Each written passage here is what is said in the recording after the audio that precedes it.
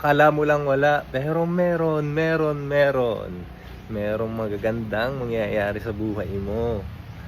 Kasi nga, diba, yung sitwasyon mo ngayon, minanifest mo lang yan last years, few months. Hindi naman yung sitwasyon mo yun, naisip mo lang yan, nabuo lang sa isip mo hanggang naging reality. Yung magandang trabaho, magandang kotse, magandang buhay, magandang bahay, kaya mo yan. Yun, gusto ko lang sabihin na naniniwala ako sa'yo. Sino man makakarinig ng boses ko ngayon, makakapanood ng video ko, na niniwala ako sa'yo.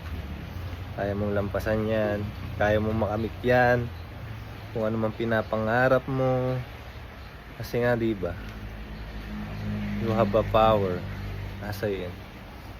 Kakapitan mo lang, kailangan mo lang mag-align sa iniisip mo, ginagawa mo, your action, your words. Sobrang saya ko lang na